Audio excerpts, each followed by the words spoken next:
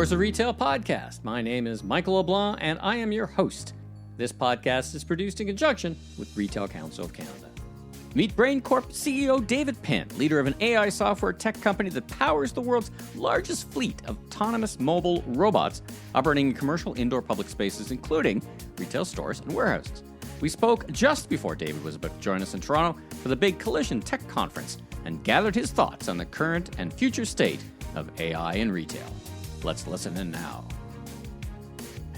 David, welcome to the Voice of Retail podcast. Thanks for joining me. It's a pleasure to be here, Michael. Thank you very much for having me.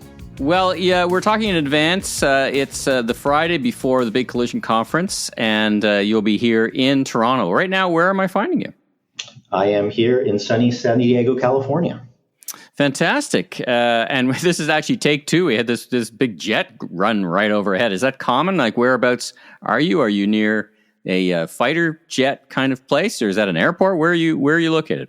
Yeah, so we are just west of Miramar, which is very famous for Tom Cruise and Top Gun. So yeah, every few minutes we are greeted by some jets flying overhead, but hopefully we'll have some clear audio for the rest of the podcast. All right. Well, there's some added color to our conversation. Well, listen, let's jump right in. Tell me a bit about yourself, your background, and what you do for a living. Absolutely. So my name is David Pinn. I'm the CEO here at Brain Corp. I've been at the company for almost 6 years, and I've been in the CEO chair for about 1 year. Actually came into this field of retail automation through a fairly circuitous route. Started my career as an electrical engineer in the semiconductor manufacturing industry. Spent a number of years of Qualcomm in finance, but now I've had the pleasure of digging into the retail world. And it's, really just been a fascinating journey for me to understand the intricacies of retail operations. Well, it is. It's funny because the name of your company, we often say in the advocacy world that retail is like brain surgery sometimes. Not brain surgery; it's a little harder. It's kind of like rocket surgery sometimes. But what have you found? What's your observations about the retail industry? I mean, I always like talking to people who are new to the industry and serving the industry. It's not a stable, kind of consistent place to be operating, particularly in the past couple of years. But, when asked at the dinner party what you think of what's going on in retail, what's your observations with your background and diverse background and thinking about it from a supplier perspective? Absolutely, yeah. So, the thing that's really struck me about the retail industry is exactly as you described, how intricate the operations are, right? As prior to joining Brain Corp and being involved in retail operations, I was a regular consumer, right? Just show up to the grocery store. Sure. You take for granted the fact that everything that you might want to buy is on the shelf. And then coming to realize from the other side, all of the steps and the delicate ballet that go into making sure that the right product is on the right shelf at the right price is just an amazing, detailed orchestration that takes place. And I've just been so fascinated by all the moving pieces that have to come together to make that happen. Well, there was not many upsides to the COVID crisis, but if there is one from an industry perspective, a lot of people, not just suppliers like yourself, have a better appreciation for how hard it is to do exactly what you just described and all the moving parts behind it. Well, let's talk about Brain Corp. So talk about what the company does, the spaces you occupy, and what makes your organization stand out and remarkable in its field. Sure. Yeah. So at its core, we're a robotics technology company. We help organizations automate commercial operations by utilizing robots. Our tech powers robots that operate in schools, in warehouses, airports, hospitals, hotels. But we have a large focus on the retail segment. Essentially, we're helping retailers automate the aisles.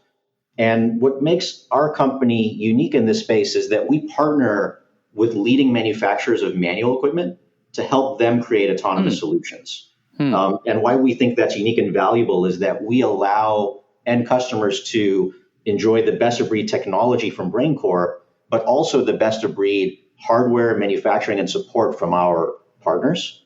And I think another thing that makes us unique and special is the scale at which we operate. We have multiple robotic applications across multiple OEM partners. And we'll talk more probably throughout the podcast about the different applications that we go into. But, we're just really excited about the scale that we're able to bring to the retail segment. So within the ecosystem, if I play the tape back a little bit so I'm clear and the listeners are clear, you're software developers and AI experts rather than hardware physical robot experts. You look for people who design, and as you said, we'll talk about it in a bit, the spaces you play. You look for people who are very good at designing physical products, and you power them with your software. Is that a fair description? That's exactly right. Yeah. So we partner, for example, with manufacturers of manual commercial cleaning equipment, and we help them turn those solutions into autonomous solutions. Right. So you're selling not to the retailers, but to the people who are selling to the retailers. Is that a fair statement? Yeah, it's a partially fair statement. So certainly we rely on our OEM partners, these manual equipment manufacturers, as a sales channel. And we also do sell directly to the retailers in terms of really providing them a suite of automation solutions, not only in the floor care space, but also in the shelf scanning space. I see. So you might go to a retailer and say, listen, I have several partners who can deliver the physical good, but we're going to sell you, so to speak, on the application, the solution to your problems. And we have 2 or 3 people who could be our partners in that. Again, is that a good, what would happen in a relationship call with a retailer? Yeah, we view ourselves as really automation consultants for the retailers, helping them imagine how their operations can be assisted through robotic automation. And exactly as you described, Michael, we partner with manufacturers that, usually they're already working with on the manual equipment side, and we can help them work together with their existing vendors to help empower a more intelligent operation in store. Okay. Now, as I said, you're in Toronto. Actually, this podcast will be played after the Collision. So you were in Toronto for the Collision conference. What brings you, or what compelled you to go to a big tech conference here in Toronto, and what kind of knowledge are you sharing with the audience? It's not a retail conference per se, so I'm kind of curious what you hope to get out of your visit.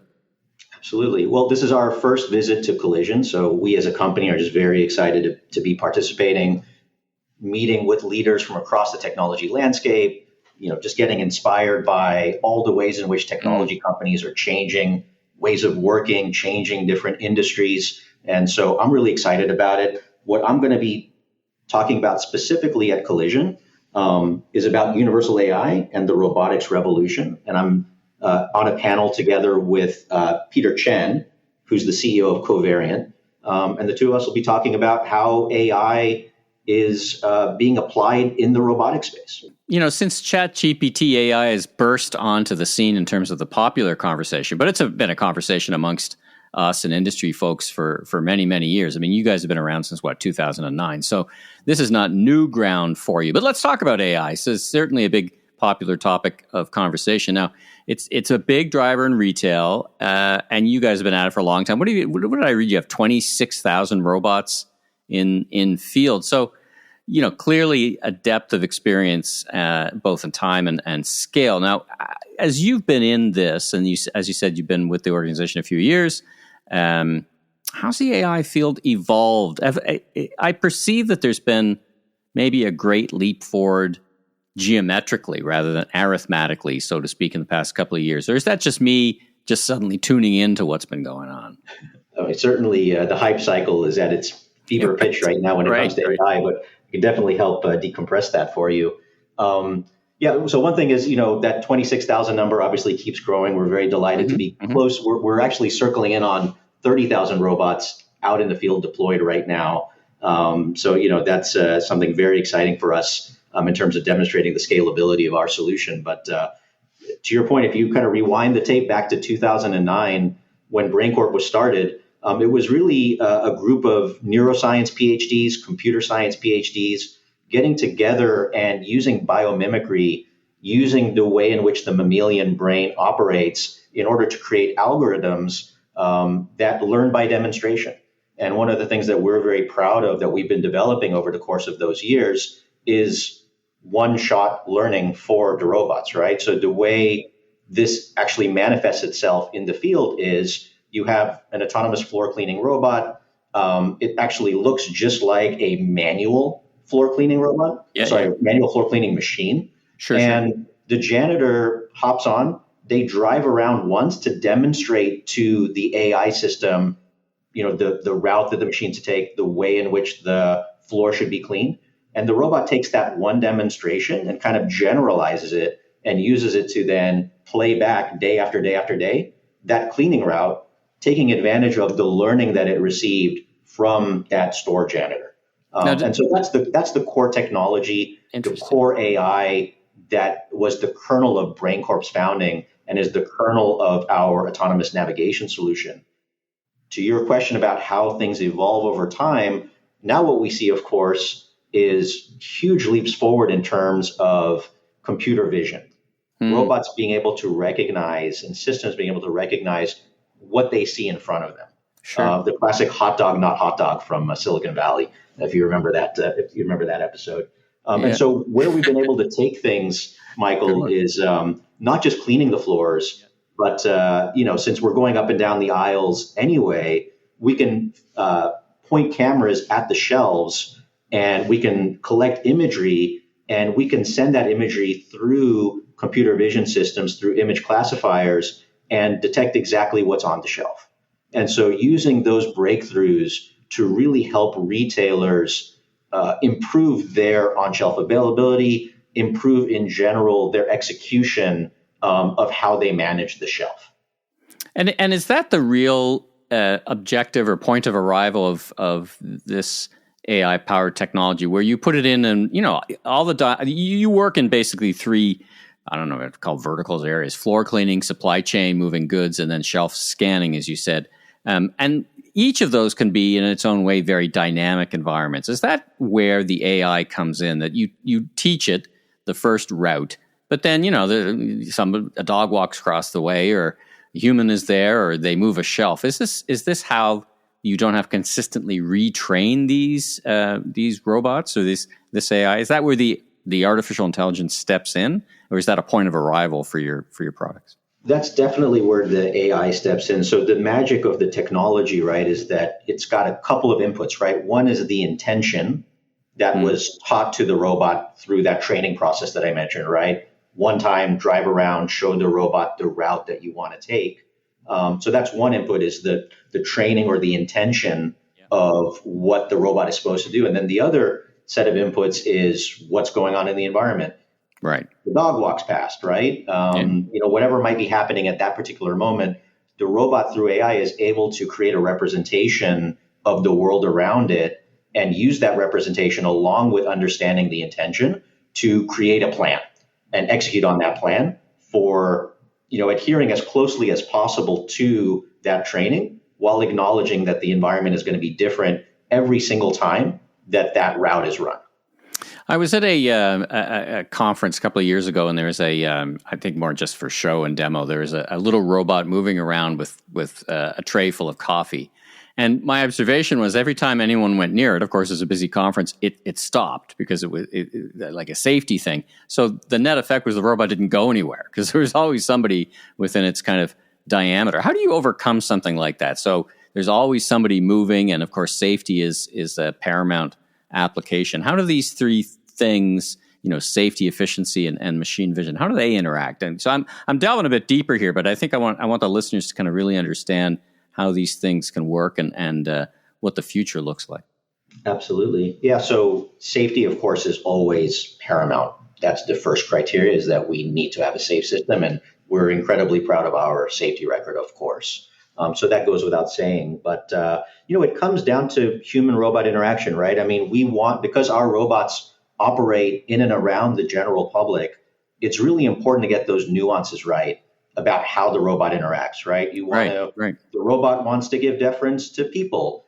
You don't want the robot to get too close to someone that they feel uncomfortable, right? So dialing in those behaviors so that the end consumer, which is really what this all is all about. I mean, we sell to retailers, but us and the retailer at the end of the day want to create an amazing consumer experience for their shoppers. And so ensuring that the robot is trained to behave appropriately around people is a big part of what we do. And then to your question about, well, it's got a job to do. If people are in the way, it's still got to clean the floor. That's really where not just technology, but also operational excellence comes into play. thinking about change management, thinking about how a robot fits in with the delicate ballet of retail operations that's going on around it is so important to the success of a program, right? So what time of day should the robot clean the floors? Sure. What time of day should the robot go out and check the shelves? These are very important considerations. And we've created not just this autonomous navigation technology, but also a set of, as I mentioned, human-robot interaction behaviors, reporting functions, general change management capabilities within Brain Corp that really help retailers succeed not just with the robot itself, but creating a program around the robot that's going to be successful from an operational perspective. And I think that's come through the lessons learned across the 30,000 robots that we've got in the field. Technology is a huge part of the solution, but there's so much more to it from an operational perspective to ensure success. Talk a little bit about, I get, and I've seen the floor cleaning in application and the shelf scanning. I've seen several applications. I know less about the supply chain. So talk a bit more about that. Go a bit deeper on that one, because I've seen some product movement robots. So talk generally about how you approach the complexities in and around supply chain. And is that it would feel to me that has some of the greatest potential of the three areas you're in. Is that how you see it? Yeah, so our focus today really is on robotic floor care and robotic shelf scanning. And on the shelf scanning side is really where you get that big unlock on the supply chain side. The things that we can do by analyzing a shelf include, improving on-shelf availability by detecting out of stocks, planogram compliance, price label accuracy, locating product in order to more efficiently downstock, or for omni-channel fulfillment, helping people fill baskets faster. And so there's a lot of use cases that come out of understanding what's going on with the shelf that really help unlock those supply chain improvements. Now, I did see on your site that there were some machines moving boxes or goods in warehouses as part of the supply chain. Is that a development area for you? So it's not a big focus? Certainly. Yeah. That product is in pilot right now. It's not fully commercial yet, but we're very excited about that. Our overall strategy really is about helping to automate the aisle.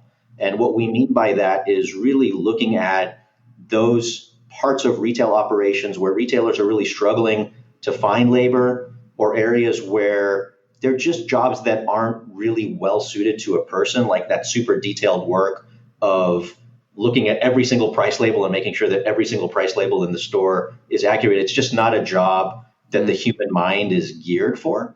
And so we talk about, dull, dirty, dangerous jobs, and really helping retailers to automate those jobs so that their employees can focus on what people are really good at, right? Which is assisting customers, providing that customer service layer that really adds to the retail experience. And so that's really our vision. And Michael, as you point out, one leg of that stool of division is certainly moving products around within store, right? So from the back room to the shop floor, from the sales floor into, whether it's buy online, pick up in store, whether it's at-home delivery, Sure. That kind of goods movement in the store, we think also is ripe for automation. And so that's certainly a very exciting roadmap growth area for us in the future. Yeah, it's interesting because, as you know, when COVID hit, suddenly a lot of retailers are doing curbside delivery, and putting associates out in the parking lot isn't always the safest place for them to be because they're outside of the the four walls. So I can see an application pretty quickly there.